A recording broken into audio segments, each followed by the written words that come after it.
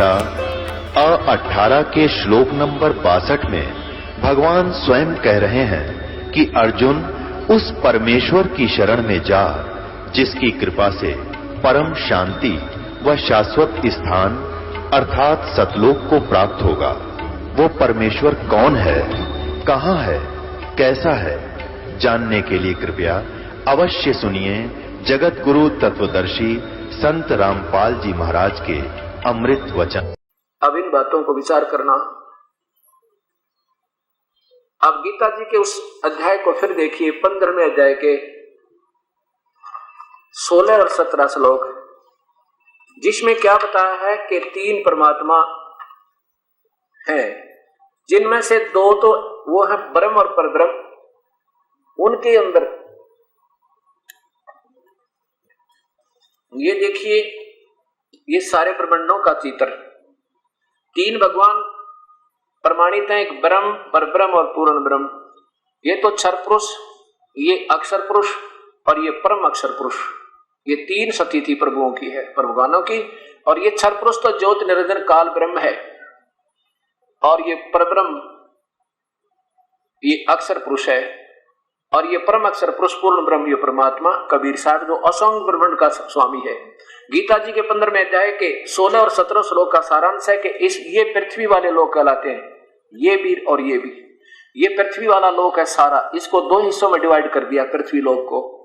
इस पृथ्वी लोक में 2 भगवान हैं, एक ये क्षर पुरुष ये ब्रह्म और अक्षर पुरुष ये परब्रह्म। इन दोनों के राज्यों, इनके दोनों के राज्य में यानी लोक में, इसमें जीवात्मा तो अविनाशी है दोनों के शरीर रूप में, और इनके स्थूल शरीर दोनों के नाशवान है।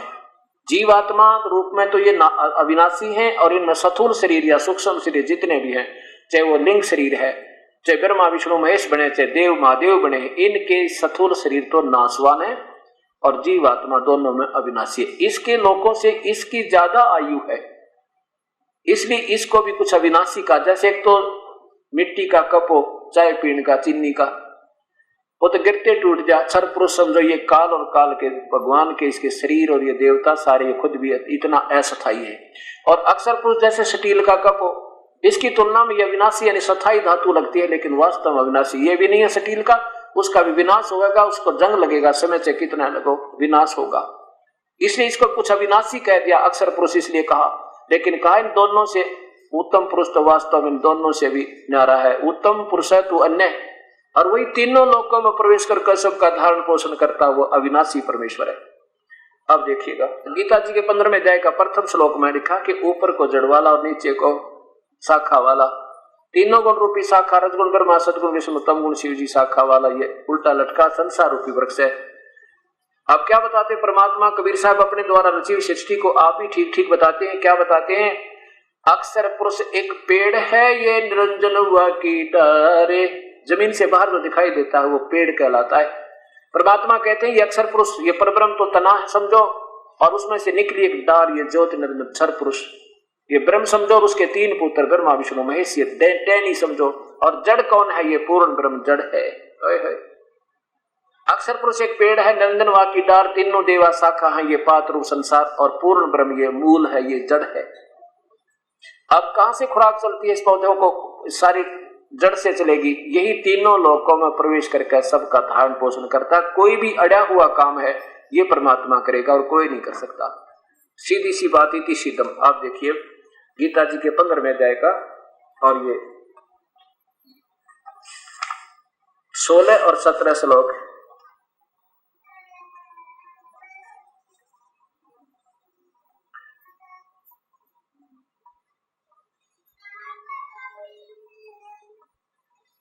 श्रीमद् भगवत गीता, गीता प्रेस गोरखपुर से प्रकाशित है, अध्याय नंबर 15 का और श्लोक नंबर 16।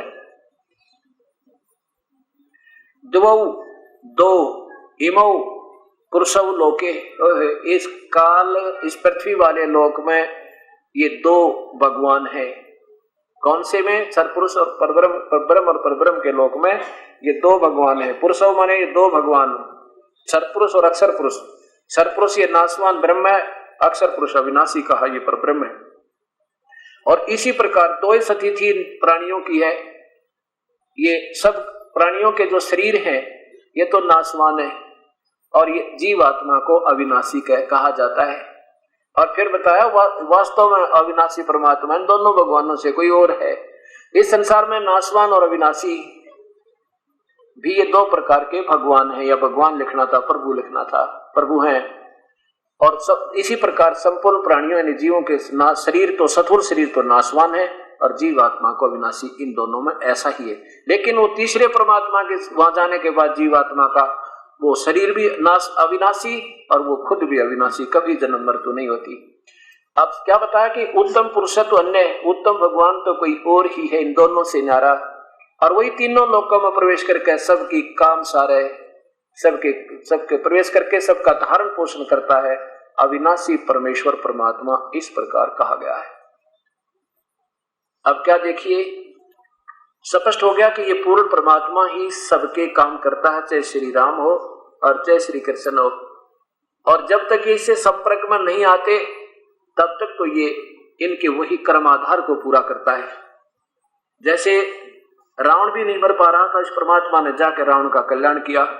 कहते हैं पहुंचूंगा क्षण एक में जन अपने के हेत, एरना कुछ उधर विदारिया, मैं रावण मारा खेत, खेत माने रण क्षेत्र में हमने रावण को मारा, इस राम के बस का ना था। अब ये बातें बहुत देर में समझ में आएंगे। अभी तो आप परमात्मा कबीर साहब को भगवान मानने को ही तैयार नहीं होगी, 2-4 सत्संग सुन लोगे फिर आपका समझ में आ जाएगी। अब क्या होता है विचार कीजिएगा। भगवान श्री राम विजयी हुए, विभीषण को राज प्राप्त हुआ और सीता जी को अग्नि परीक्षा करके भगवान श्री राम घर ले आते। हजारों व्यक्तियों के सामने कि मैं तुझे जब ले चलूंगा अपने साथ, तुझे अग्नि में प्रवेश करूंगा। श्री राम ने कड़ी परीक्षा ली, अगर तू नहीं जली तो निष्कलंक है और जल गई तो कलंकनी तेरा काम बन जाएगा, मर जाएगी। सबके सामने सीता जी की परीक्षा की, अग्नि में बैठा के नहीं जली वो देवी, और सहर सीता जी को श्री रामचंद्र जी अयोध्या ले आए, प्रेम से रहने लगे। कुछ दिनों के बाद एक दिन भगवान श्री राम रात्रि के समय नगरी में घूम रहा था। एक धोबी अपनी पत्नी को पीट रहा था और कह रहा था तू कहां रही 2 दिन। वो कहती है मैं अपने मायके चली गई थी, आपने मेरे साथ लड़ाई कर दी थी। कहने लगा मैं क्या जानू उल्टा तू कहां रातों बिताई है तूने। मैं ये दशरथ पुत्र रामचंद्र नहीं हूं जिसने 12 वर्ष रावण की कैद में सीता रही और फिर उसके बाद अपने घर रख ली, मैं ऐसा नहीं हूं। इस बात ने सुनकर कहते भगवान राम को नफरत होगी। आके सीता को अगले दिन घर से निष्कासित कर दिया कि जाओ आप यहां से, मेरी बेइज्जती होती है। थरा गजब है। अपने सामने परीक्षा लेकर लाया, अग्नि परीक्षा में उसमें जड़ी नहीं, तब अपनी बुद्धि तो फेल होगी। आम आदमी के कहने पे पत्नी निकाल दी। इन महापुरुषों की हम आड़ लिए हुए, इन भगवानों की हम आड़ लेकर अपनी मुक्ति चाह रहे हैं जिनकी आप स्थिर बुद्धि नहीं। अब ये सोचना चाहिए कि परम पिता पूर्ण परमेश्वर की शरण में जाने से जीव छुटकारा होगा। सीता जी गर्भवती, पेट में बालक, बच्चा गर्भ में, और एक नौजवान औरत को घर से निकाल देना, बताओ भैया काहे की समझदारी। कहते हो मर्यादा पुरुषोत्तम थे, आग लगे सी मर्यादा को, कोई बात हुई। जब आपने सामने परीक्षा ले ली, फिर आम जीव के कहने थे, फिर तो कल पिताजी ने निकाल दे कोई, फिर अगले दिन मां ने निकाल दे कोई, कुछ ना कुछ तो दुनिया बकती ही रहती है। तो ये कहानी क्या है, ये इनका जीवन, इनकी पहले ये कहानी निर्धारित होती है। ये भगवान उसमें टस से मस नहीं कर सकते, इनका बस की बात नहीं। और वो सारा रिमोट इस ज्योत निरंजन अव्यक्त भगवान निराकार के हाथ में, ये निराकार तो है नहीं पर है आकार में, पर इन्होंने निराकार मान रखा है अनजानों ने, तो हम निराकार कह देते हैं। जिनको तुम निराकार कहते हो वो सबको नचाता है, इनकी बुद्धि वो पर्दा घेर दे। इतना भी ना सोचा तू क्या करने जा रहा है। जवान औरत गर्भ में बच्चा, आदमी निकल के देखो करते हैं, औरत की तो कहना के उसे छोड़ के देखो बड़े पूरे घर में क्या क्या कैसे जीवन होगा, कहाँ रोटी खावे, कहाँ रहे, क्या क्या उसका। अरे औरत की जात का तो फिर कहना है कि फिर ऋषि वाल्मीकि वहां जाकर सीता जी ने शरण लिया, अपने पिता की तरह वहां रही। फिर वहां एक पुत्र और हुआ जो ऋषि जी ने अपनी कृपा से उनको किसी कारण से और एक कुश से बना दिया था।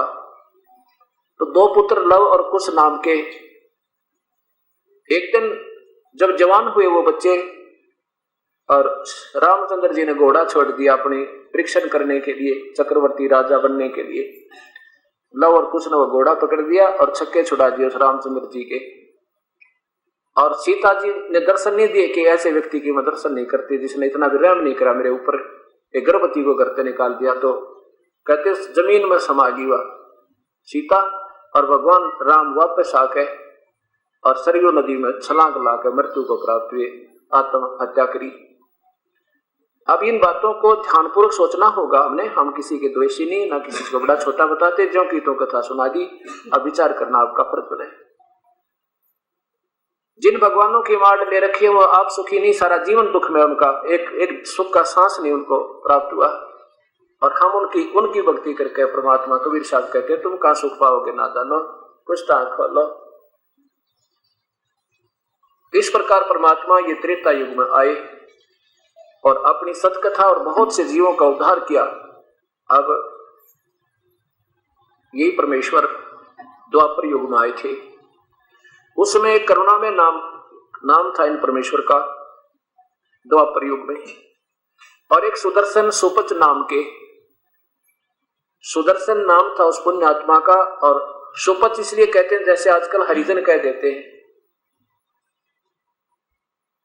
उसमें सुपच कहा करते थे। और उस सुपच में भी हरिजनों में भी एक भंगी जाति में उनका जन्म था। भंगी जाति जिसे वाल्मीकि कहते हैं। और परमात्मा पूर्ण ब्रह्म की वो प्यारी आत्मा, उस पूर्ण परमात्मा करुणा में से उपदेश लिया इस 3 नाम के जाप का जो परसों आपको बताया था। और उसकी भक्ति से वो बहुत परम शक्ति युक्त हो गए। अब इससे ये भी सिद्ध होता है कि परमात्मा के घर में ना कोई मजहब की आड़, ना कोई जात की। उसने तो आत्मा चाहिए जो किसी मजहब जाति में है, लेकिन वो निर्मल और सतगुरु की हर आज्ञा का पालन करने वाली होनी चाहिए। परमात्मा लाल की कीमत करते हैं। कहते हैं लाल चाहे कीचड़ में भी क्यों ना पड़ा हो उसकी कीमत कम नहीं होती, दो मांझ के साफ कर लेते हैं। ऐसे संत जन अपनी प्यारी आत्माओं को चाहे वो कितने भी अनजानपने में कितनी बुराई कर चुके हों, और जब ये अमृत रूपी सत्संग रूपी अमृत सरोवर में स्नान करवा के उनको साफ कर देते हैं। और आत्मा वो लाल, इसकी कीमत नहीं घटती। सुदर्शन जी से ने उपदेश लिया परमेश्वर का और सत भक्ति करने लगे। आपने सुना है गीता जी में काल भगवान बोल रहा है, कहता कि अर्जुन तुझे पाप नहीं लगेंगे तो भक्ति कर ले मेरी, और मैंने तो युद्ध कर ले और तेरे दोनों हाथों में लड्डू। यदि युद्ध में मारा गया तो स्वर्ग प्राप्ति होगी, और जीत गया तो इंद्रप्रस्थ का राज भोगेगा। तो क्यों घबरावे? श्री कृष्ण ने लड़ाई नहीं करवाई, युद्ध नहीं करवाया। श्री कृष्ण में जो काल प्रवेश करके ये ब्रह्म ज्योति निरंजन, जैसे आपने हजरत मोहम्मद के बारे में देखा, जब वे आती थी कभी तो उनके अंदर प्रवेश कर जाते थे ये काल, और उसमें बहुत ज्यादा पीड़ा होती थी, घंटियों सी बजती थी, फिर एकदम बहुत तंग हो जाते थे और फिर लिखवा देता था बोल के। ऐसे ये काल इस कृष्ण में प्रवेश करके वो अव्यक्त, और ज्ञान तो दिया सही, जैसे कुरान शरीफ में जो का तो ज्ञान तो है सही कि वो परमात्मा और है, उसका नाम कबीर है। उसने 6 दिन में सृष्टि थी, 7वें दिन तक पर जा बैठा, और उसकी खबर किसी बाखबर से पूछ देखो, किसी तत्वदर्शी सन से पूछो। उसको कुरान शरीफ को बोलने वाला भगवान कहता मैं नहीं जानता उस परम पिता की भक्ति को, तो कोई संत बताओगा। ऐसे गीता जी में लिखा 4th अध्याय के 34वें श्लोक में कि अर्जुन मैं नहीं जानता उस परम पिता की भक्ति को, उसको तो कोई संत मिलेगा, वो तत्वदर्शी संत तेरे भाग जाग जा कभी आ जावे, और वो फिर नैरी नैरी व्याख्या करेगा सारे ब्रह्मांडों की। फिर उसके पास जाकर सुन, पहले सत्संग सुन के फिर भक्ति प्रारंभ कर, ताकि तेरी दिशा गलत ना हो जाए। अध्याय नंबर 4 का श्लोक नंबर 34। उस ज्ञान को तू तत्वदर्शी ज्ञानियों के पास जाकर समझ, ये गीता बोलने वाला भगवान कह रहा है। और भली बात दंडवत प्रणाम करने से, उनकी सेवा करने से, कपट छोड़कर सरलता पूर्वक प्रश्न करने से वह परमात्म तत्व को भली भांति जानने वाले ज्ञानी महात्मा तुझे तत्व ज्ञान का उपदेश करेंगे। उनसे पूछ ले भाई, मैं नहीं जानता उस परम पिता के बारे में। ऐसे ही कुरान शरीफ के अंदर सूरत फुरकानी आयत नंबर 52 से लेकर 59 में कहा कि वो कबीर नाम है उस परमेश्वर का, और हजरत मोहम्मद को उसका बोलने वाला खुदा जिसको वह अल्लाह मानते हैं वो कह रहा है कि वो कबीर नाम है और उस कबीर के लिए संघर्ष करना, दुनिया काफिर कहेंगे वो भगवान नहीं है, लेकिन तू उनकी बातों में मत आना। ये ज्ञान तो देता उसके डरते सही, लेकिन पूजा अपने लेवल की करवा के उनको गुमराह कर देता प्यारी आत्माओं को। और वो ये जो 6 दिन में सृष्टि थी, 7वें दिन तख्त पर जा बैठा, उसकी खबर किसी बाखबर से पूछ देखो, वो कबीर परमेश्वर है। बाखबर माने वो तत्वदर्शी संत से पूछ, मैं नहीं जानता उस परम पिता कबीर साहब के पाने की, पूर्ण ब्रह्म के पाने की विधि नहीं जानता। अब गीता जी के दूसरे अध्याय के 37 और 38 श्लोक में क्या लिखा कि अर्जुन तेरे दोनों हाथों में लड्डू है, या तो युद्ध में मारा जाकर स्वर्ग प्राप्ति होगी, और नहीं तो भाई इंद्रप्रस्थ का राज भोगेगा। पवित्र गीता जी। अब ये अटकलें जो लाई ये काल ने गलत लगाई और ज्ञान दे दिया सही उस परम पिता का कि वो संत कोई और है, उसकी भक्ति करेगा, उसके पास जाएगा, मेरी करेगा, मेरे पास आएगा, और इन अन्य देवताओं की पूजा मत करवाई। ये जैसे कि पवित्र कुरान शरीफ में कहा वो काफिर है जो अन्य देवताओं की पूजा करते हैं, ऐसा गीता जी जो की तो प्रमाण देती है। दूसरे अध्याय का 37 और 38 नीचे देखिए। 37, या तो तू युद्ध में मारा जाकर स्वर्ग को प्राप्त होगा, अथवा संग्राम में जीत कर पृथ्वी का राज भोगेगा। इस कारण हे अर्जुन युद्ध के लिए निश्चय करके खड़ा हो जा। और देखो 38 में, जय पराजय लाभ हानि और सुख दुख को समान समझकर उसके बाद युद्ध के लिए तैयार हो जाए। इस प्रकार युद्ध करने से तू पाप को नहीं प्राप्त होगा, यानी तेरे को पाप नहीं लगेंगे। अच्छा, ये तो उसकी अपनी अटकल, ये तो काल का अपना आदेश। और बाकी जो पूर्ण परमात्मा और है वो वास्तव में परमेश्वर है, जिसको जड़ रूपी भगवान है, उसकी पूजा से तेरी जन्म मृत्यु समाप्त हो जाएगी। मेरी भक्ति करेगा तो मेरे पास आएगा, और नीचे की भक्ति ब्रह्मा विष्णु महेश अन्य देवताओं की तो मूर्ख लोग करते। ये ज्ञान तो सही दिया, लेकिन समाधान और युद्ध करवाने के लिए आदेश जो अपने लेवल के दिए जो संविधान में नहीं थे, क्योंकि संविधान उस परम पिता का बनाया हुआ है, और आदेश ये जो युद्ध कर ले ये आदेश काल का अपना था। जैसे आपको बताया था कि कुरान शरीफ में जो उस परम पिता का ज्ञान है, जिसने 6 दिन में सृष्टि रची और 7वें दिन तख्त पर जा बैठा, उसने जो कहना सुनना था, जो बनाना था, आदेश दे दिया। किसी को मांस खाने का आदेश परम पिता का नहीं है। पवित्र बाइबल में उत्पत्ति के अंदर देखिएगा कि प्रभु ने अपने मनुष्य को अपने जैसा बनाया, और ईश्वर ने उनको आदेश दिया कि तुम्हारे खाने के लिए बीजदार पौधे और फलदार वृक्ष हैं, और मांस मूस खाने का कोई आदेश नहीं। उसके बाद कोई आदेश है इन पृष्ठा का या किसी निराकार अल्लाह ब्रह्म का, तो वो गलत है, उसको नहीं मानेंगे हम, उसके मानने से हानि होगी। जैसे ऐसे ही गीता जी में जो पूर्ण परमात्मा के बारे में ज्ञान वो सही है कि वो परमात्मा है, वही भक्ति देगा, वही मुक्ति देगा, वो कभी नहीं मर सकता, वो अविनाशी है, उसका नाम कबीर है। ये तो सही कहा, लेकिन जहां तक अपना आदेश बताया कि तू युद्ध कर ले, तुझे पाप नहीं लगेंगे, तू तो यूं कर दे, वो इसने गलत कर दिया। ये इसका आदेश था अपना, इसके मानने से अर्जुन को हानि हुई। ऐसे ही उन फरिश्तों की और देवताओं की और इन ऋषियों की जो अपने आदेश है पुराणों में, इनको मानने से हमें हानि होगी। हमने गीता जी के आदेश को सुप्रीम मानना होगा। ये ऊपर उस परम पिता का दिया हुआ संदेश इस काल के अंदर है, और काल ने फिर प्रवेश करके इसको दिया कृष्ण को, श्री कृष्ण में प्रवेश करके तो आम व्यक्ति को दिया।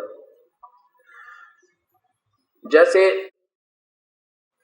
एक थानेदार दरोगा का दोस्त था, एक व्यक्ति, उसने अपने दोस्त दरोगा से यानी एसएचओ से कहा कि मेरा पड़ोसी को दुखी कर रहा, मुझे बता के करूं, मैं तंग आ गया। बहुत कुछ कह दिया, हाथ भी जोड़ दिए, पर मान नहीं रहा। दरोगा जी ने कहा कि मार उसके लट सिर में, मैं आप देख लूंगा। अब उस एसएचओ के कहने तय उसके एसएचओ के आदेश से उसने जाकर अपने पड़ोसी के लठ मारा, मारते मर गया, मृत्यु होगी। अब वही थानेदार, वही एसएचओ उस अपने दोस्त ने हथकड़ी लगा कर लाया और अंदर कर दिया, और फांसी की सजा होगी। अब देखो, वो आदेश एक व्यक्ति विशेष का था कि मार लठ, मैं आप देख लूंगा। और संविधान राजा का बनाया हुआ था, उस सुप्रीम पावर का, वो उसके विरुद्ध था, तो इसलिए उसको हानि हुई उस व्यक्ति विशेष की ऑर्डर ओबे करने पे, उसका आज्ञा का पालन करने से, जो संविधान से नारा था। ऐसे ही जो संविधान में लिखा है वो बिल्कुल सही है। जो पवित्र बाइबल में 6 दिन में सृष्टि रच के वो परमात्मा 7वें दिन जा बैठा, उसने जो बनाना था संविधान वो बना कर चला गया। और उसके बाद इन देवताओं ने, फरिश्ता ने, ये भैरव कैसा न, इनमें पड़कर इन पितृभूतों ने, फरिश्तों ने ये सारे संविधान तोड़वा दिए, इसलिए दोषी हो गया सारा समाज, चाहे हिंदू है, चाहे मुसलमान, सिख या ईसाई। ये हमने नहीं मानना इसको। फिर हम उसी परमात्मा के उस संविधान को फिर अपनाएंगे तो हम निर्दोष हो जाएंगे।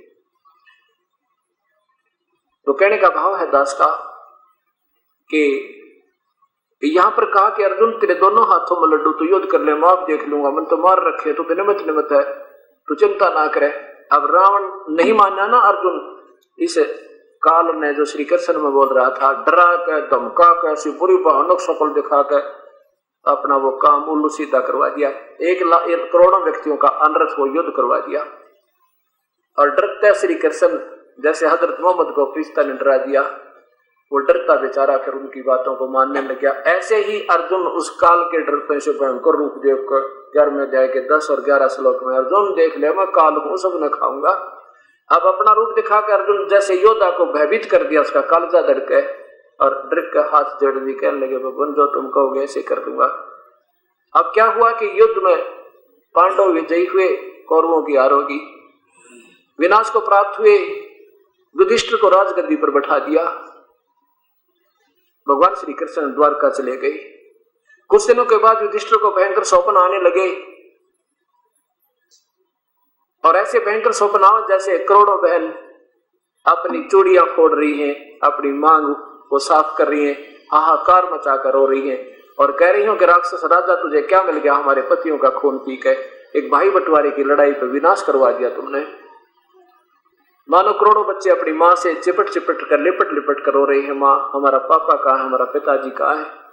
वो कह रहे हैं बेटा अभी छुट्टी नहीं आया, वो मिलिट्री में भर्ती है, कुछ दिन में आ जाएगा बेटा, चिंता ना करो।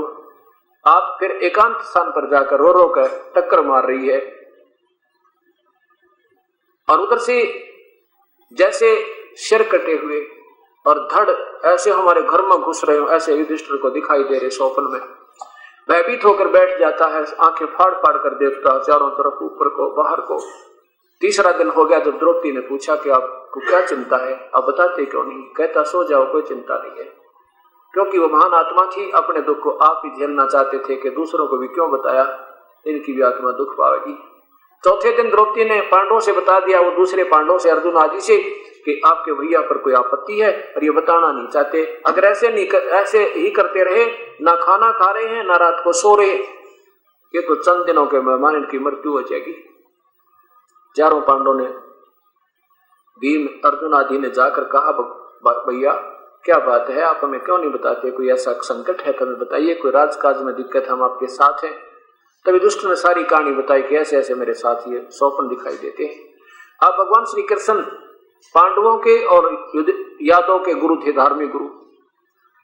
जब कोई संकट आता है तो गुरुदेव को याद किया जाता है।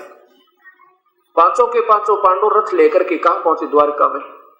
भगवान श्री कृष्ण अपने गुरुदेव के पास, उनसे बताया कि भगवान ऐसे ऐसे भैया को कोई ये स्वप्न दिखाई देते हैं, इसका कारण तथा समाधान बताइए प्रभु। भगवान श्री कृष्ण ने कहा कि देखो तुमने जो युद्ध में पाप किए, बंधुघात किया, ना जाने कितने अनर्थ कर डाला, वो पाप वो दुख रहा तुम्हारे को, और इसके लिए ऐसा करो, एक अश्वमेध यज्ञ करो। अश्वमेध यज्ञ में एक शंख रखा जाए अलग से, सुसज्जित स्टेज पे अलग से, 5 मुख का पंचायन एक मुख अलग से स्टेज बना के वो शंख रखना, और सब पृथ्वी के सब प्राणियों को, सब महापुरुषों को, भक्तों को, संतों को, देव लोगों को भी आमंत्रित कर देना। और जब सब भोजन खा लेंगे ना तो समझना वो यज्ञ, अगर शंख बज गया आप पे आवाज करेगा, वो किसी आवाज मुख से नहीं की जाएगी, आप पे करेगा आवाज, वो अपने आप वहीं से, तो वो आवाज कर देगा तो समझो तुम्हारा यज्ञ पूर्ण हुआ, तुम्हारे पाप कट गए, और नहीं तो बिल्कुल नहीं। अब अर्जुन के इस बात का बड़ी ठेस लगी कि भगवान युद्ध के दौरान जब गीता का ज्ञान दे रहा था, जब तो कह रहा था कि अर्जुन तुझे पाप नहीं लगे, और अब कह रहे हैं तुम्हें पाप लग गए क्योंकि तुमने युद्ध किया। अब इस बात को सब्र कर लिया, छाती में मुक्का मारा, सीने में अपने आप सब्र कर दिया कि अगर अब मैं भगवान श्री कृष्ण को टोका टाकी कर दूंगा कि आप क्या कह रहे थे गीता का ज्ञान देते समय। अब उसमें कह रहे थे कि तुझे पाप नहीं लगेगा, पर चुप हो गए, मन मन में रख गए कि यदि अब मैं टोकूंगा अगर मैं टोका टाकी कर दूंगा तो भाई युधिष्ठिर सोचेगा कि इसमें करोड़ों रुपया लगना है मेरे इस समाधान में, यज्ञ में, और ये भाई ये पैसे लगाकर प्रसन्न नहीं है और मेरा ये कल्याण नहीं चाहते, और ये ऐसी नर्म आत्मा है, एक बार इसके मन में ठेस लगी तो ये मर सकता है पर यज्ञ नहीं करवाएगा। तो इस बात को सोच के अर्जुन चुप रहा और कहने लगा भगवान जो आपकी आज्ञा वही करेंगे। सोचा फिर कभी पूछूंगा, कभी बात चलेगी तय। अब उस दिन क्या कह रहे थे, आज क्या कह रहे हो भगवान आप। अब वो समय और स्थान, क्योंकि गुरु के बिना कोई धार्मिक अनुष्ठान पूरा नहीं होता। गुरु बिन माला फेरते, गुरु बिन देव दान, गुरु बिन दोनों निष्फल है, से पूछो वेद पुराण। भगवान श्री कृष्ण उनके गुरुदेव थे, तो श्री कृष्ण भी पहुंच गए उस निश्चित तिथि को, और उस स्थान पर यज्ञ प्रारंभ होगी। 33 करोड़ देवता, 88,000 ऋषि, 9 नाथ, 84 सिद्ध और वशिष्ठ मुनि जैसी तोब, ये सारे बैठे। भगवान श्री कृष्ण ने भी भोजन पा लिया। ब्रह्मा विष्णु महेश भी गुप्त रूप में कहते हैं आकर भोजन पा गए, लेकिन वो शंख नहीं बजा। शंख नहीं बजा तो युधिष्ठिर बड़े चिंतित हुए, कहने लगे भगवान श्री कृष्ण से कहा कि प्रभु हम बहुत पाप कर रखा है, हमारा शंख नहीं बजेगा। मुझे याद आ रही वो हाहाकार मची हुई थी, किस कारण से, किस लिए किया हमने ये जुल्म, और देखो हमारा शंख नहीं बजेगा। हमारे पाप नहीं कट सकते।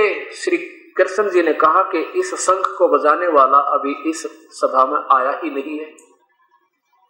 अब श्री कृष्ण जी ने भोजन पा लिया, सबने खाना खा लिया। युधिष्ठिर के मन में यह बड़ी चिंता का विषय बड़ा, इसे महापुरुष बैठे, ये वशिष्ठ मुनि जैसी तो, गोरखनाथ जैसे महापुरुष, और इनसे भी शंख नहीं बज रहा। भगवान श्री कृष्ण भी भोजन पा चुके हैं, तो फिर और कौन रहा शंख बजाने वाला। तब श्री कृष्ण जी ने कहा कि एक सुदर्शन नाम के एक सुपच इस तरह इसी दिशा में रहते हैं, वो क्यों नहीं आमंत्रित किया आपने। युधिष्ठिर ने कहा कि आमंत्रित तो किए होंगे प्रभु, हमने भीम की ड्यूटी लाई थी साइड में आमंत्रण पत्र देने की। भीम से पूछते हैं क्या बात रही, वो पहुंचे नहीं उनके, या उनको मिले नहीं, क्या कारण रहा। भीम को बुलाया, भीम से पूछा कि आपने ऐसे ऐसे भगवान कह रहे हैं कि कोई सुदर्शन नाम के एक महापुरुष है, ऐसे ऐसे वहां रहते हैं, वो स्थान बताया, वो उसको आमंत्रित किया या भूल गए। भीम कहने लगा आमंत्रित तो किया था मैंने, लेकिन वो तो कुबोल आदमी है, वो तो ठीक नहीं बात करता, बहुत कुबोल है। भगवान श्री कृष्ण कहने लगे क्या क्या कह दिया ऐसा भाई उसने, हमें बताना चाहिए था आपने आकर के, उसका कोई समाधान ढूंढते, ऐसे थोड़ा ही अपने आप फैसले करते। क्या बोले वो, जब भीम बताते हैं कि मैं उनके पास गया और कहा ऋषिवर मैं राजा युधिष्ठिर का भाई भीम हूं, आप हमने एक अश्वमेध यज्ञ करने जा रहे हैं और आपको मैं आमंत्रित करने आया हूं, आप कृपा से आदर वहां पधारिएगा। तो क्या बोले वो, कहने लगे भीम तुमसे तो कसाई भी अच्छे, तुमने तो ऐसा विनाश कर दिया, ना जाने कितनी बहन विधवा होगी, ना जाने कितने बालक अनाथ हो गए, उन बहनों की आंसू नहीं सूख रही हैं, वो बच्चे रो रो कर अपनी माँ से पूछ रहे हमारे पिता कहाँ गए, वो बेकारी हैं बेटा, आने ही वाले हैं, अभी छुट्टी ली मिली, और ऐसे कह करके फिर रो रो कर टक्कर मार रहे, कोनों में बैठ बैठ के मकान के रो रहे हैं, और तुम मौज मार रहे हो। तुम्हें तो नरक में ठोका जाएगा, तुम्हारे लिए नरक भी न्यारा बनेगा, और तुम्हारा जो अन्न खा लेगा वो भी सीधा नरक जाएगा। अगर मुझे अब वहां बुलाना है ना आपके यहाँ, तो 100 अश्वमेघ ऐसे तुमने पहले कर रखे हो, तो मुझे संकल्प करो वो अपन, और फिर मैं तुम्हारे यहाँ का आहार करूं, मैंने नरक में नहीं जाना। श्री कृष्ण जी को पता था ये भी मोटे दिमाग का है कि कुछ ठीक बोला होगा। श्री कृष्ण जी ने कहा कि फिर आपने क्या उत्तर दिया उस महापुरुष की बात का। भीम कहने लगा मैंने आपका डरना होता भगवान का भाई का, तो उसका 2 दड़ाक डरता, उसने कूट खाता मैं, ऐसा गलत बोला वो। तो श्री कृष्ण कहने लगे भीम यह तेरी महान गलती है, संत के प्रति तूने विचार भी गलत कर लिया ना तो भी पाप का भागी हो गया। अब देखो इसमें कोई राज होता है जो उन्होंने बात कही, कोई दुश्मन ना तेरा, उसने कुछ जो बात कही उसका कोई रहस्य होता संत के वचन में, और तूने मेरे को बताना था करके, ताकि कोई समाधान ढूंढते, सारा काम बिगाड़ दिया। अब देखिए आपने वो के एक सुदर्शन दिखाई दे, एक सुपच यानी एक वाल्मीकि दिखाई देता है चूड़ा, उसके एक बाल के समान भी ना 3 लोक नहीं है, ये इतना समर्थ शक्ति का संत है वो। अब इस बात को अब कहते ना मरता क्या नहीं करता, श्री कृष्ण कहने लगे चलो मेरे साथ बैठ के और पैर पकड़ो उस परम पिता उस परम संत के। अब 5 पांडव छठे श्री कृष्ण भगवान लेकर रथ चल पड़े। 1 किलोमीटर की दूरी पर रथ रोक दिया श्री कृष्ण जी ने कि यहाँ बैठ, रथ यहीं रोक दो और नंगे पैरा चलो, वहां पर अंडी पाक कर नहीं जाना। 5 छठे भगवान श्री कृष्ण और 5 पांडव नंगे पैरा श्री उस परम पिता के उपासक सुदर्शन की झोंपड़ी की तरफ प्रस्थान किया।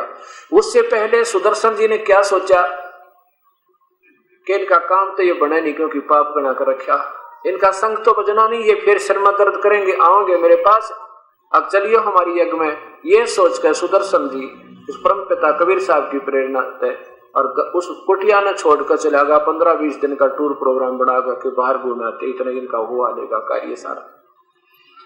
अब सुदर्शन तो चला गया, वो परम पिता अपने प्यारे भगत की इज्जत रखने खातिर उसी सुदर्शन का रूप बनाकर उसकी झोपड़ी में विराजमान हो गए। और जब ही 5 पांडव वहां पहुंचे, श्री कृष्ण ने देखे वो परम पिता की झलक उसके अंदर, एकदम दंडवत प्रणाम किया। फिर 5 पांडवों ने भी दंडवत प्रणाम किया। अब ये भी एक राहत देने का एक कारण होता है कि जब तक वो ऐसे लंबे नहीं होते, यानी दंडवत करने का मतलब अहंकार रहित हो जाना, और जब तक अहंकार नहीं होते तो परम पिता मदद कर नहीं सकता। इसलिए उनको सीधा करने के लिए भी परमेश्वर ने ये एक लीला की थी। अब वो 5 ने दंडवत प्रणाम किया। श्री कृष्ण जी तो वैसे सतोगुणी भगवान, उनमें तय है ही नहीं। 6 ने जब दंडवत प्रणाम किया तो सुदर्शन रूप में बैठे वो परमेश्वर पूर्ण ब्रह्म सतपुरुष अकाल मूर्त खड़े हुए और कहा कि हे त्रिलोकीनाथ, मुझ तुच्छ जीव को प्रणाम करके क्यों पाप के भागी बनाते हो। श्री कृष्ण जी कहने लगे, हे सिरजनहार, आपकी महिमा आप पर जानो, हम आपके पास एक संदेशा आपका प्रार्थना करने आए हैं। ये दिल्ली के बादशाह युधिष्ठिर जी हैं और ये इसके भाई हैं, आपको अपने यज्ञ में आमंत्रित करने आए हैं। भगवान परमपिता ने कहा सुदर्शन रूप में कि देखो, मैंने इस भीम से कहा था वो मेरी शर्त पूरी करो। क्या कहा था कि 100 अश्वमेध यज्ञ का फल मुझे दो, तो मैं वहां आपके आहार करूं, नहीं तो नहीं करूं। अब श्री कृष्ण जी कहने लगे, परमेश्वर आप ही की वाणी है, चारों युगों में आते हो, आप चारों युगों में वाणी लिखते हो। संत मिलन को चालिए तजमाया अभिमाने, जो जो कदम आगे रखे है ओहे यज्ञ समान। आपकी वाणी है परमात्मा के संत मिलन को चालिए तजमाया अभिमान। जैसे सत्संग में प्राणी ने ऐसे आना चाहिए संत के द्वार पे। कैसे? जैसे एक भयंकर बीमारी से ग्रस्त व्यक्ति मेडिकल में जावे, ऑल इंडिया में जावे, उसने उसको याद नहीं रहता तो सेठ है या तो मंत्री है या तो प्रधानमंत्री है या तो किसी भी अच्छी जो पैसे वाला है या कोई अधिकारी है, उसको केवल अपनी जान दिखाई देती है। वो भूल जाता अपने एम को और डॉक्टर कहता है लेट जाइए, वो लेट जाता है। कहता है पर्ची बनवा के ले, वो पर्ची बनवाने चला जाता है। टेस्ट करवाइए, वो टेस्ट करवा देता है। कहता है इंतजार कीजिए, वो इंतजार करता है। वो कभी मन में एम नहीं लाता क्योंकि उसको याद नहीं आता है, उसको अपनी जान दिखाई देती है। ऐसे ही सत्संग में जब भाव प्राणी अपने आप को एक रोगी, महारोगी है, हम युगों युगों के हमारे ऊपर इस जन्म मृत्यु का रोग भयंकर लगा हुआ है और इस उद्देश्य से आवे अपने आप सब अहम को भूल के, तो उसकी एक कदम का उस संत दर्शन के लिए एक कदम भी चलते हैं तो करोड़ एक कदम का फल, एक अश्वमेध यज्ञ का फल मिलता है। एक कदम रखा था इस भावना से। तो क्या बताते हैं, संत मिलन को चालियो तज माया अभिमान, और जो जो कदम आगे रखे ओ है यज्ञ समान। प्रभु इतनी दूर से चल कर आए हैं हम, और आप देख रहे 500 पांडवों में आज कति अभिमान नहीं, ये बिल्कुल रुई से भी नरम हो चुके हैं। आप अंतर्यामी हो, देख सकते हो। और प्रभु 100 ये कहते हैं एक कितने जितने कदम रखे उतने यज्ञ के तुल्य हुए आपकी वाणी से आपके दर्शनार्थ आए। 100 रख लो, बाकी हमारी झोली में डाल दो, हमारा कल्याण हो।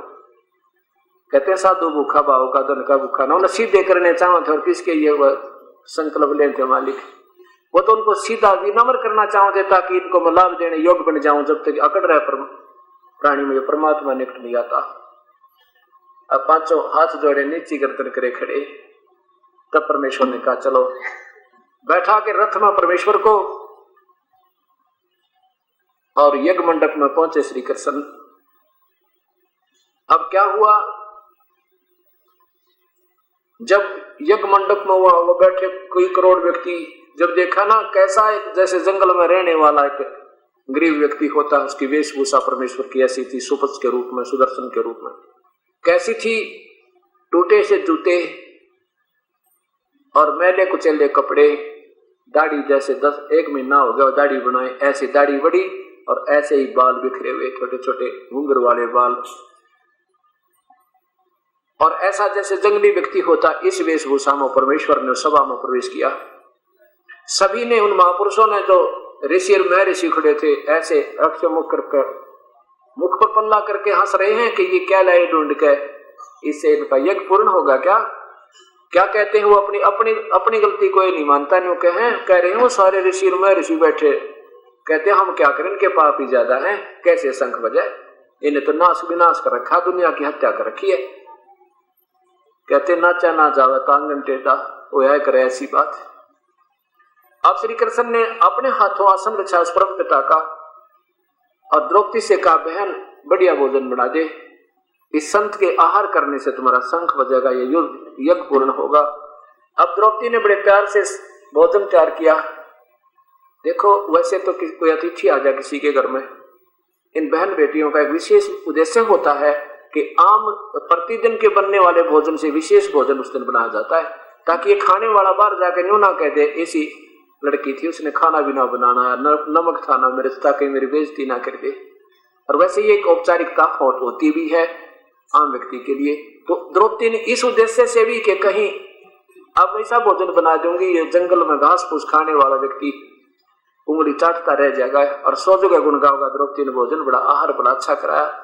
इस उद्देश्य से द्रौपदी ने 2 घंटे तक लकड़ बाल का अपने हाथों भोजन बनाया, रसोई बनाई, नाना प्रकार के पकवान, पूरी कचौड़ी, रोटी, कितना फिर खीर, कितना हलवा, कितना काजू, किसी प्रकार के नाना प्रकार की सब्जी बना के और एक थाली में परोस के और उस परम पिता के सामने खाना रख दिया और प्रार्थना की भोजन आहार कीजिए महापुरुष। अब द्रौपदी बैठ के देखिए खाना खाएगा और उंगली चाटेगा, इतना स्वादिष्ट भोजन बनाया है। उस परम पिता ने क्या सोचा, उन सारी कटोरियों में से वो निकाल कर सब्जी भी, सारी सब्जी, दाल कड़ी और सब्जी भी, हलवा भी, खीर भी और कचौड़ी भी, पकौड़ी भी, रसगुल्ले भी और वो लड्डू भी सारे इकट्ठे कर लिए। अब द्रौपदी ने सोचा देखियो शूद्र खाना भी ना खाना आता, इसने किसके शंख बजाओगा, ये मन में खोट किया। किसने? द्रौपदी ने मन में खोट किया कि ये शूद्र का शूद्र रहा, इसने खाना भी ना खाना आता है, काहे के शंख बजाओगा।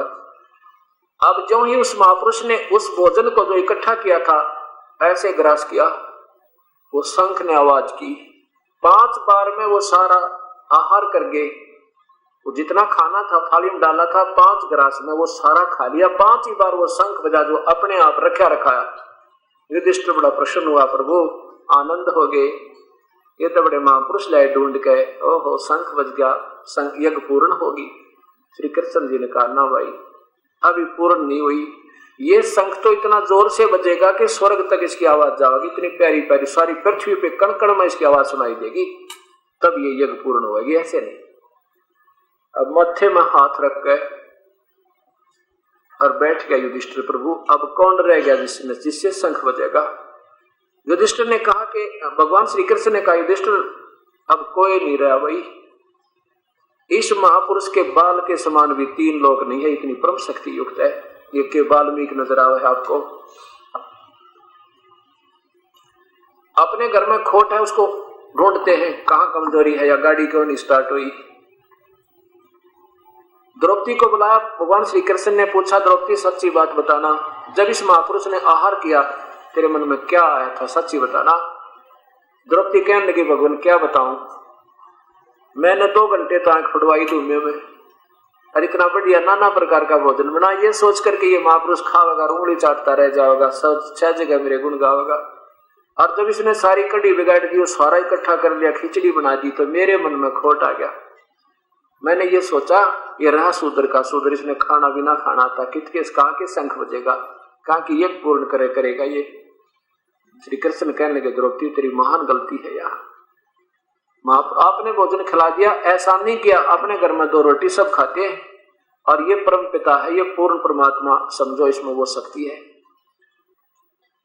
अपने घर पर रोटी रोज सब खा कर सोते हैं, तेरे ऊपर तो एहसान किया इसने, तेरे घर पर आहार कर दिया, तेरे कर्म काटने आया ये परम पिता का प्यारी, यानी परम पिता, ये परमहंस।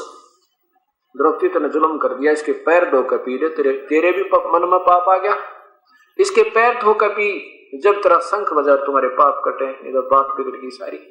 मरता क्या नहीं करता, द्रौपदी लाई प्रांत उठा के और रख कर उस परम पिता के धूल भरे चरणों का वो पानी और डाल कटोरे में लगी पीन, आधा पी लिया। जो श्री कृष्ण ने कहा द्रौपदी आधा मुझे भी दे दे, आधा मुझे भी दे दे बहन, इसे महापुरुष का चरणामृत गदगद नसीब हो है। जिस परम पिता का नाम लेने से हृदय में गदगद हो है और उसके चरणों का पानी परमेश्वर पुण्य आत्मा को प्राप्त होता है। अब जो ही वो जलपान किया, या गरीबदास जी कहते हैं वो चूड़े का चरणामृत लिया, वो कृष्ण चंद्र करता रहा कि वो भंगी सा दिखाई देता। वो परम पिता कबीर परमेश्वर सुदर्शन रूप में वहां बैठे थे, कहते उस वाल्मीकि के चरणों की धूल पी उस चंद्र कृष्ण चंद्र भगवान 3 लोक के नाथ ने। और जब ये उनका यज्ञ पूर्ण हुआ, अब क्या होता है, इतना जोर से शंख बजा, पूरी पृथ्वी के ऊपर आवाज गई, स्वर्ग तक उसकी आवाज गई, और सारी पृथ्वी पर कहते हैं ये वसंत जैसी ऋतु आ गई, सब फलों से लदपद वृक्ष हो गए और सब फूलों से, और पर्वतों के ऊपर भी सब पर्वतों पर उन पे वृक्षों के फूल खिल गए और सारे फलों से लदपद हो गए, जो इतनी आनंद आया। बोलो सतगुरुदेव की जय। अब ध्यानपूर्वक सुनना, ये 20 मिनट का सत्संग और है जो कि सारा निचोड़ निकलेगा। अब क्या होता है, एक बार दुर्वासा ऋषि द्वारका के बाहर जाकर बैठ गया और उसमें श्री कृष्ण की आड़ में या तो बहुत अभिमानी हो गए थे, वो कहा करते थे हमारे श्री कृष्ण के भगवान के समान कोई नहीं है। उन्होंने आम भक्त संत का अनादर करना प्रारंभ कर दिया था। दुर्वासा जी के बारे में ये सुना था कि बड़े पहुंचे हुए महापुरुष हैं और भूत भविष्य वर्तमान की सारी जानते हैं। इस बात का यानी मजाक करने के लिए उसके साथ भगवान श्री कृष्ण के पुत्र प्रद्युम्न ने, भगवान श्री कृष्ण के पुत्र प्रद्युम्न को एक भगवान श्री कृष्ण के पुत्र प्रद्युम्न ने एक स्कीम बनाई, 10 पीस उसी की उम्र के, क्योंकि उसमें प्रद्युम्न का ब्याह भी हो चुका था, विवाह भी हो चुका था और पुत्र अनिरुद्ध भी हो चुका था, अर्थात 35-40 साल की उम्र के वो हो चुके थे। उस समय अपने हम उम्र के व्यक्तियों को 30-40 को इकट्ठा किया, कहने लगे भाई एक परीक्षा करेंगे दुर्वासा के बारे में, कहते हैं ये भूत भविष्य वर्तमान की सारी जानते। एक स्कीम बनाई, क्या बनाई कि प्रद्युम्न तो लड़की बन गया, एक गर्भवती औरत का रूप बना लिया, पेट पे कड़ा बांध लिया लोहे का, नीचे का छोटी सी कढ़ाई और पीछे बांध के ऊपर का एक लोगड़ रुई एक कपड़ा और बांध लिया, फिर ऊपर से औरतों वाला स्वांग बना के एक नकली पति बना लिया। 30-40 व्यक्ति चल पड़े दुर्वासा के पास गए, दुर्वासा जी से नमस्कार किया और कहा ऋषिवर हम आपके पास एक काम आए हैं। ऋषि ने कहा बोलो भाई क्या काम आए हो? कि ये एक औरत है, ये इसका पति है, इनके बहुत दिनों के बाद 30 साल हो गए इनकी शादी ने, 20-25 वर्ष, और आज भगवान ने कृपा बख्श रखी है और ये उतावले हो रहे हैं, ये पूछना चाहते हैं लड़का होगा या लड़की होगी, गुण क्या होगा? आप तो भूत भविष्य वर्तमान की सारी जानते हो। दुर्वासा जी ने देखे तो बकवाद करने आए, देखा अपने ध्यान से, ये तो कढ़ाई बांध रखी पेट पे। कहने लगा दुर्वासा कि या दो कुल का सत्यानाश होगा तुम्हारा इस तय, और ये होगा सुन लो तुम। और उठाया चिमटा करी लाल आंख, भाग लिया उसका अगर वो उसका अगर भाग लिए। इस बात का जिक्र चला सारी नगरी में, हाहाकार मच की कि दुर्वासा का वचन तो तोब है, ये तो सबको अविनाश कर देगा, जो उसने कह दिया वो पार है। श्री कृष्ण जी के पास गए, श्री कृष्ण जी ने कहा भी ऐसा करो, दुर्वासा जी के पास जाओ, उनसे याचना करो, उनसे पूछो, वही कुछ समाधान बताएंगे। अरे लड़कों को बच्चों को ले जाओ और माफी मंगवाओ उनसे। तो सारे बच्चे लेकर के वहां पहुंचे, कुछ मौजूद व्यक्ति दुर्वासा के चरणों में डाल दिया सबको कि माफी मांगो मैं ऋषि तय। अब वो ऋषि जी ने कहा दुर्वासा जी ने कि भी देखो मैंने जो वचन कह दिया वापस नहीं हो सकता। अपने बच्चों को समझा कर रखा करो, आप जा सकते हो। फिर हाहाकार मच गई, खाना भी नहीं बना 2 दिन तक द्वारका में। अक्यूत तो विनाश होगा, दुर्वासा का वचन तो तोब का एटम बम है। श्री कृष्ण जी ने जब देखी उनकी हालत, ये तो सचमुच बहुत चिंतित हो गए। कहने लगे क्यों चिंता करते हो, एक विधि बताता हूँ, ना रहेगा बांस ना बजेगी बंसुरी। अब बताओ भगवान, आप ही बता सकते हो, आप हमारे गुरुदेव हो। तो क्या बता भगवान श्री कृष्ण ने कि ये कढ़ाई को इससे विनाश होगा ना, कपड़े तो जला दो जो स्वांग बनाया था, और इस लोहे के कढ़ाई को घिसा घिसा कर चूरा बना के और प्रभास क्षेत्र में जमुना में डाल दो, ना रहेगा बांस ना बजेगी बंसुरी। सब बड़े प्रसन्न हो गए। ओहो, बड़ा समाधान बताया भगवान, कमाल कर दिया। अब सब द्वारका वासियों ने राहत की सांस ली। अब ड्यूटी लगा दी, वो कपड़े तो फूक डाले और लोहे के कढ़ाई को पत्थर पर घिसा घिसा के वह जमुना में घिसाने लगे। अब महीने 2 महीने तो वो लगे रहे, जब जाकर वो घिसाई हुई उनकी। एक कड़ा तो घिस गया, एक ना घिसा। उसके कड़े होते हैं ना कढ़ाई कैसे, और एक कड़ा को मेरे जैसे आलसी को ड्यूटी ला दी, वैसे 1 महीने में घिसा, चाहे 6 महीने में घिसा, इसको ये तेरा काम है। अब वो लगा घिसाने, लगा रहा, वो कड़ा के सहज घिसा, थोड़ा बहुत घिसा। उसने सोची सारा कड़ा तो घिस गया, और तू पीछे रहेगा। उसने वो यूं का यूं पानी में फेंक दिया, आंख बचा के। एक कड़े तक बिजली गिरेगी, बाकी सारा कड़ा, यानी वो कढ़ाई तो घिसा डाली। अब क्या होता है, उस लोहे के चूर्ण जो बना था कढ़ाई का, उस कढ़ाई का, वो तो एक तीखे पत्तों का, तेज पत्तों का घास उग गया लंबा लंबा। और उस जो कड़ा डाला था उसने थोड़ा चमकीला हो गया था, एक मछली ने खा लिया, एक खाद्य पदार्थ समझ के। उस मछली को काट लिया, एक शिकारी ले गया पकड़ के, जिसका नाम बालिया था, जो बाली वाली आत्मा सुग्रीव के भाई की थी, वो शिकार कराया करता और मछली भी पकड़ता था, मांसाहारी था। उसने वो मछली पकड़ी तो काटी, उसमें निकली वह तेज एक चमकीली धातु। उसने सोचा ये चांदी क्यों ना हो, सुनार को दिखाया। सुनार बोला भी चांदी नहीं है, ये तो इस्पात बहुत बढ़िया, बहुत अच्छी धातु है, लोहा है, इसका तू कुछ और बनवा ले। उसके समझ में आई कि अपना ये तीर क्यों ना बनवा लो। लोहार के पास ले गया और उसमें कहा इसको जहर से बुझाकर मेरा तीर बना दे। उसी कड़े का विषाक्त करके एक तीर बनवा दिया और सुरक्षित रख दिया। अब क्या हुआ, कुछ दिनों के बाद वो दुर्वासा का वचन फिर प्रफुल्लित हुआ। यादवों का आपस में रोज लड़ाई झगड़ा, अकाल मृत्यु हो जावे, छोटी सी बात पर उसको मार डाले, उसको खत्म कर दे, रोज कचहरी और थाने शुरू हो गए।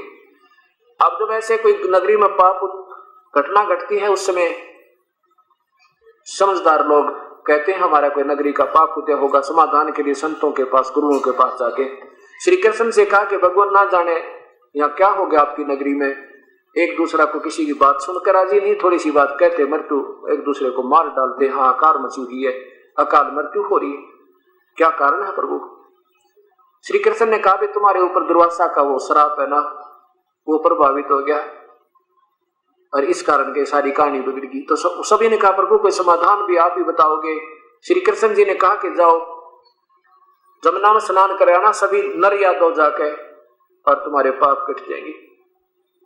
अब इस डर के मारे के नर यादव यानी बालक भी ना के लड़के आदमी मेल ओनली, और चल पड़े स्नान करने के लिए जहां भगवान ने संकेत किया था जमुना में।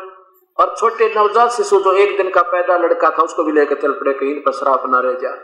और पहुंच के वहां जहां पर वो कड़ा आगे से आकर वो चूरा डाला था, जिसके तीखे पत्तों का घास उग गया था। अब वहां जाकर लड़ाई तो पहले उन मन में मनमुटाव तो हो ही रहा था। पहले तो स्नान करे कभी श्राप ना रह जा, सारे स्नान करे बाहर आवे अंते गुट्टम गुट्टा, लाल आंख तो पहले हो ही रही थी, झगड़े तो हो ही रहे थे उनके। वहां कहते हैं वो घास निकालें और एक दूसरे को मार दें, गर्दन से लपेटा आवे और गर्दन कट कर दूर हो जावे, तलवार का काम शुरू कर दिया उस घास ने। अब वो 56 करोड़ यादव जो जमुना में नहाकर पाप कटवाने गए थे श्री कृष्ण के आदेश तय, वो पाप तक कटे नहीं पर यादव को जरूर कट गए। 56 करोड़ यादव का विनाश हो गया और श्री कृष्ण रक्षा नहीं कर पाए। अब ये विचार करना जो गंगा में स्नान करने की आम संत सलाह देता है तुम्हारे पाप कट जाएंगे, वो केवल एक पाखंड समझना। जब भगवान श्री कृष्ण के आदेश से वो गए थे पाप कटवाने, वो यादव कट गए। उन्होंने कहा था जमुना में स्नान कर लो तुम्हारे पाप कट जाएंगे। फिर यह गीता तो फेल हो जाएगी अगर केवल गंगा और जमुना में नहाने मात्र से जीव के कल्याण होता है या पर भी स्नान करने से कल्याण होता है। देखो ठीक है, गंगा और जमुना पवित्र जल है, बहुत अच्छा निर्मल जल है, लेकिन जल तो जल ही का काम करेगा। पवित्रता में वेरिएशन हो सकती है, कोई बहुत अच्छी बात है। अब क्या होता है, 56 करोड़ यादों का सत्यानाश हो गया, यानी विनाश हुआ। अब क्या बताते हैं गीता जी के 7वें अध्याय के 18वें श्लोक में, ये काल कहता ब्रह्म कि मेरी पूजा भी अनुत्तम है। ये ज्ञानी आत्मा है तो नेक ये सिर भी दे दे प्रभु पाने के लिए, लेकिन इनको पूर्ण परमात्मा का नुमाइंदा परम संत नहीं मिला, जिसके कारण इनको वो भक्ति नहीं मिली। और ये मेरी भक्ति में आश्रित रहे, मेरी भक्ति भी अनुत्तम है। क्या हुआ कि दुर्वासा ने भी वेदों को पढ़ा, समझा कि एक परमात्मा की भक्ति करें और देवता की भक्ति नहीं करनी। हजारों वर्षों तक साधना की दुर्वासा ने आखिर में एटम बम बन गया, प्रभु मिलानी, और कह दिया भगवान निराकार है। अब उसी का दुरुपयोग दुर्वासा ने वहां क्या किया, 56 करोड़ का एक वचन से सत्यानाश कर दिया। अब चाहे कोई तलवार पे मार दे, चाहे कोई गोली पे मार दे, और चाहे अपनी सर्व शक्ति पे मार दे, उसका पाप बराबर होता है। अब दुर्वासा जी को ये दंड भोगना पड़ेगा, कुत्ता बनेगा, खाज लगेगी, कीड़े पड़ेंगे 56 करोड़ यादों का शब्द से विनाश कर देने से। और जब तक इसके पुण्य रहेंगे ये ठाठ करेगा स्वर्ग में। यहाँ पर दोनों भोगने पड़ते हैं, स्वर्ग में पाप और पुण्य, पुण्य स्वर्ग में और पाप नरक में। ये अटल संविधान इस काल का ब्रह्म का है। यहाँ परमात्मा कहते हैं, कबीर साहब की प्यारी आत्मा गरीबदास जी कबीर साहब के जो संपर्क माने के बाद क्या निर्णय देते हैं, दुर्वासा को पेता हाँ समझ न आई नीचे, 56 करोड़ यादव कटे ये मची रुद्र की कीच। वो ज्ञानी आत्मा ब्रह्म का काल का पुजारी कहते हैं, वो गुस्सा कर गया नीच आत्मा ने, बिना सोचे एक बच्चा ने मजाक कर दिया, तो ऐसा भयंकर श्राप दिया करते हैं क्या, और 56 करोड़ का विनाश कर दिया वो महर्षि कवावे। तो परमात्मा कहते हैं ये सब काल के पुजारी हैं, ब्रह्म तक के साधकों की यही हालत है। इसलिए ब्रह्म की पूजा भी गीता में अनुत्तम कहा है। अब क्या होता है कि भगवान श्री कृष्ण वहां से चल पड़े, घर से के यादव तो गए काम तय, एक वृक्ष के नीचे जाकर लेट के पैर पर पैर रख के घुटने पे, जो पैर तलवा दिख रहा था उसमें एक पद्म था श्री कृष्ण जी के पैर में। और वही शिकारी जो बाली की आत्मा थी, सुग्रीव का भाई, और जिसने उस कड़े का एरो बनवाया था, तीर बनवाया था, वो उस तीर को लिए घूम रहा, 2 पैर होगी, कोई शिकार नहीं मिला। उसने सोचा चल इस वृक्ष के नीचे, भगवान श्री कृष्ण भी प्रभास क्षेत्र में जाकर बाहर द्वारका एक वृक्ष के नीचे लेट गए थे। उसी पेड़ के नीचे वो शिकारी सोचता है कि चल विश्राम कर ले थोड़ी देर, फिर शिकार ढूंढूंगा। निकट आया तो उसने देखा कि उस पद्म चमक रहा था उन वृक्षों के झुरमट के अंदर पे। अब शिकारी ने सोचा ये शायद मरग बैठा है और तेरी आहट पाके भाग ना जा, तो यहीं से ठोक दे तीर। वहीं से वो तीर निशाना ला के आंख समझ कर उस पैर के पद्म को श्री कृष्ण जी को विषाक्त तीर मार दिया, जिससे भगवान श्री कृष्ण तड़पने लगा, मर गया रे, मर गया रे, मर गया रे। अब शिकारी ने सोची कि ये तो आदमी मर गया भाई, धोखे में बात बिगड़ गई। और जाकर देखे आदमी नहीं, तो द्वारकाधीश मुकुट धारण किए हुए, ये तो राजा मर गया तेरे। पैर पकड़ा, हाथ जोड़ा, राजन मेरे से गलती होगी, मैंने देखा नहीं, मैंने ऐसे ऐसे मृग समझा आपके पैर में ये पद्म है ना, ये चमक रहा था जैसे 100 का वाट दिन में चमके ऐसे। श्री कृष्ण कहने लगे भाई बाली, ना तो तेरा दोष ना मेरा, या तो तेरी मेरा कोई पिछला हिसाब था, चिंता ना करे, बराबर हो गया। अब बालिया कहने लगा, शिकारी कहने लगा, भगवान आप राजा में एक रंग, आपका मेरा क्या हिसाब हो सके, आप तो दयालु हो तो हो, मुझे माफ कर रहे हो। श्री कृष्ण ने कहा कि तू सुग्रीव का भाई बाली था और मैं रामचंद्र बनकर आया था, जब मैंने ऐसे वृक्ष की ओट लेकर तुझे तेरी हत्या की थी, आज तूने मेरी हत्या की, हम बराबर हो गए, अपना हिसाब चुकता हुआ। तो यहाँ परमात्मा कबीर साहब कहते हैं इन ब्रह्मा विष्णु महेश तक को भी कर्म दंड भोगना पड़ता है, इनकी पुजारी बता कैसे कर्म दंड कटा सकते हैं, वो तो कबीर परमेश्वर है जो कर्म दंड काटने वाला है। तब 500 पांडवों को बुला लिया, पांडव आगे, तो श्री कृष्ण जी ने कहा भी एक बात सुनो, अर्जुन यहाँ कोई नहीं रहा, यादव सारे खत्म हो गए हैं, औरतें बकी बकाया हैं, उनको तू पहला काम तो ये करना, उन सब औरतों को वहां ले जाना इंद्रप्रस्थ में।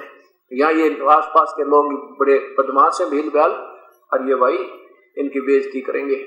और दूसरा आदेश सुन लो मेरा, तो मेरे बहुत प्यारे हो, क्या कि तुम जाकर के अपना राज त्याग कर हिमालय में जाकर अपने शरीर को आखिरी श्वास तक उसमें तपस्या करके समाप्त कर देना भाई। अब अर्जुन कहने लगे कारण बताओ प्रभु, जो कहोगे वही करेंगे हम, तो कारण बताइए कि तुमने जो युद्ध में पाप किए ना वो तुम्हारे पर बड़े खतरनाक सिद्ध होंगे, इसलिए तुम जाकर अपना अंतिम श्वास तक तपस्या करके हिमालय में गल जाना, बर्फ में तपस्या करते रहना। अब यहां श्री कृष्ण की बात वो फिर याद आएगी, गीता वाली।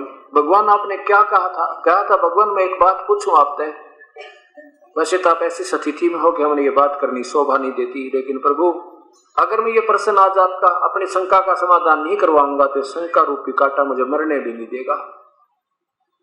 आज मुझे ऐसे मोड़ पर खड़ा हूं मैं। श्री कृष्ण ने कहा कि बोल भाई क्या बात है, और जो तू कहेगा आज सच बताऊंगा मैं।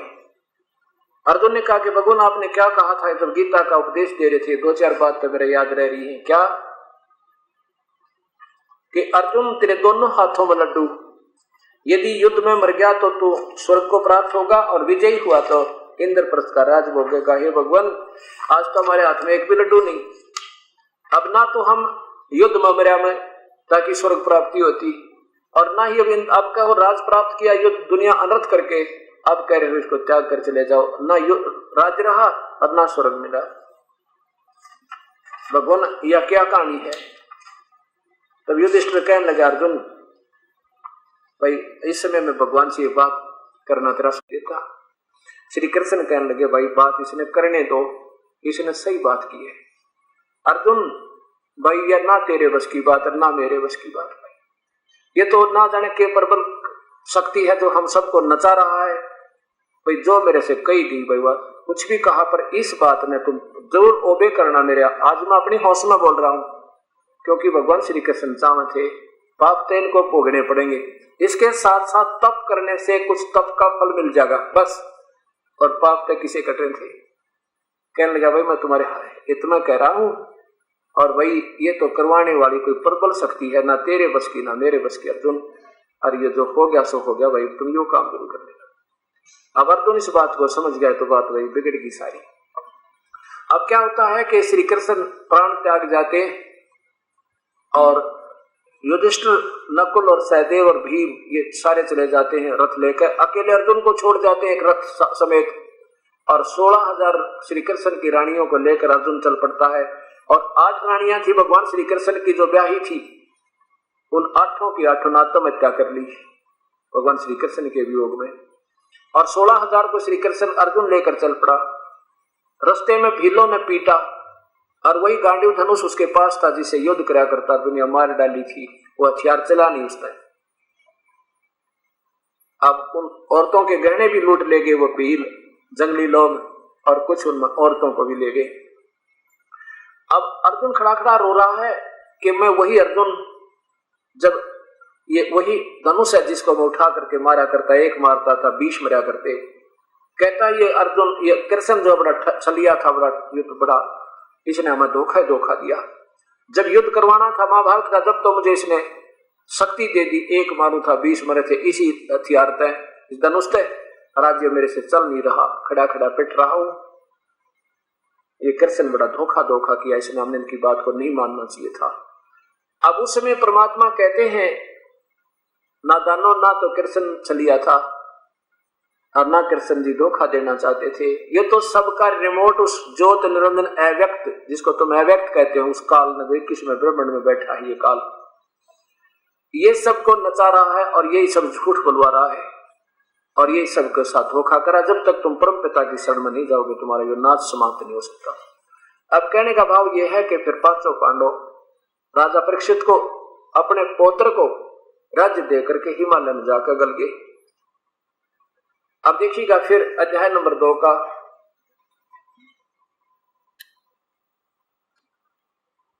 पवित्र गीता जी का अध्याय नंबर 2 का मंत्र नंबर ये 37 और 38। या तो युद्ध में मारा जाकर स्वर्ग को प्राप्त होगा, अथवा संग्राम में जीतकर पृथ्वी का राज भोगेगा। और या इस कारण अर्जुन युद्ध के लिए निश्चय करके खड़ा हो जा। आगे देखो, जय पराजय लाभ हानि और सुख दुख को समान समझकर इसके बाद युद्ध के लिए तैयार हो जा। इस प्रकार युद्ध करने से तुझे पाप नहीं लगेगा, तू पाप को प्राप्त नहीं होगा। इस बात को श्री कृष्ण जी से कहा अर्जुन ने कि भगवान आपने जुल्म कर दिया, तब श्री कृष्ण ने कहा मेरा दोष नहीं, ये तो कोई प्रबल होनी थी तो सारा खेल खेल गई। अब पांचों पांडव हिमालय में जाके गल जाते हैं। युधिष्ठिर का केवल पंजा गला, उसने झूठ बोला था, अश्वत्थामा मर गया। चारों नरक में ठोक दिए और युधिष्ठिर पहुंच गया अपने पिता किसके पास, धर्मराज के घर, क्योंकि ये पांचों के पांचों हीरो थे। और यहाँ एक ये फिल्म बना गए जैसे करोड़पति का बेटा एक रिक्शा पुलर का काम करे, रिक्शा चलाने का, एक फिल्म में हमने तो गरीब ला गया, उसकी एक्टिंग देख के हम तो आसक्त हो जा, और वो बना के फिल्म चला गया। वहां 10 लाख की गाड़ी अपने पिता की गाड़ी में चल रहा है, वो रिक्शा चलाने वाला नहीं था। और हम फिर उसकी उन नकली अदाओं पर राजी होकर उनकी फिल्म देखते हैं, उनके पैसे लुटते रहते हैं। ऐसे ये पांचों हीरो बना के काल में भेजे थे। युधिष्ठिर धर्मराज का बेटा था और भीम पवन देवता का बेटा था। अर्जुन इंद्र स्वर्ग के राजा इंद्र का बेटा था और नकुल और सहदेव ये अश्विनी देव के पुत्र थे। अब युधिष्ठिर को वहां जाकर स्वर्ग में घूमे, वहां भाई नहीं मिले कि वो नरक में ठोक रखे चारों के चारों। अपने पिता के पास पाया युधिष्ठिर के पास, कहने लगे मेरे भाई कहाँ है। युधिष्ठिर ने कहा बेटा तेरा कोई भाई नहीं, तो मेरा पुत्र है और वो अपने कर्म का दंड भोगेंगे, उन्हें जुल्म कर रखा है। अब उसके मन में काल ने प्रेरणा भर दी, नहीं मेरे भाई दिखाओ, उनके देखे बिना मैं रह नहीं सकता, मैं ये कर दूंगा। अब उसका कुछ समय का वो कर्म दंड भगवाना था, उसने झूठ बोली थी, उसके लिए उसको नरक में ये प्रेरणा बना कर अंदर ले गए और वहां पर हाहाकार मच रहा। अर्जुन की आत्मा रो है, सबकी आत्मा रो रही है, कहते मैं अर्जुन हूँ भाई, मैं भीम की आत्मा हूँ, मैं नकुल देव रो रहा हूँ, मैंने बचा लो बचा लो, युद्ध में किए हुए पाप में हानि दे रहे। अब युष्ट कहता मेरे भाइयों को छोड़ दो। धर्मराज ने कहा बेटा बाहर आ जाए, यहाँ बात करेंगे। बाहर आ गया कि ऐसे नहीं छोड़े जाते, तो अपने पाप कर्म भोगना पड़ेगा इनको। युधिष्ठिर बोला मैं नहीं रह सकता, नहीं मुझे भी अंदर डाल दो। अब काल में देखो कैसा जुल्म कर रखा है, उस प्यारी आत्मा में इतनी ममता भर दी। अब धर्मराज कहने लगा भी एक काम कर देता है, कब ये बाहर निकाले जाएंगे तो आपने कुछ पुण्य दे दे तू। युधिष्ठिर बोला मुझे मंजूर है। युधिष्ठिर ने अपने आधे पुण्य दे दिए किसको, उन चारों पांडवों को, और वो बाहर निकाल दिए।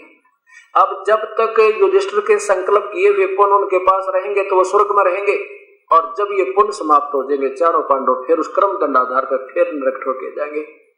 जब वो चारों बाहर आ गए, युधिष्ठिर तो चला गया धर्मराज के पास क्योंकि उसका बेटा था, और इंद्र ले गया अर्जुन को, और भीम को पवन देवता वायु ले गया, और नकुल और सहदेव को अश्विनी ले गए।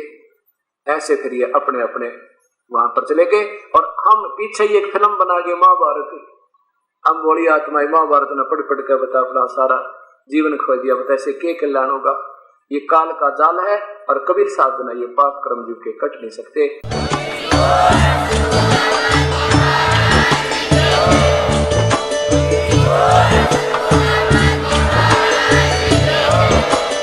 आप सुन रहे थे जगत गुरु तत्वदर्शी संत रामपाल जी महाराज जी के मंगल प्रवचन। अधिक जानकारी के लिए विजिट कीजिए हमारी वेबसाइट www.jagatgururampalji.org। संत रामपाल जी महाराज जी के शुभ आशीर्वाद से पूरे विश्व भर में 500 से भी ज्यादा नाम दीक्षा केंद्र हैं, जिन पर संत रामपाल जी महाराज जी द्वारा ऑनलाइन निःशुल्क नाम दीक्षा दी जा रही है। अपने नजदीकी नाम दीक्षा केंद्र का पता करने के लिए संपर्क करें 8222880541।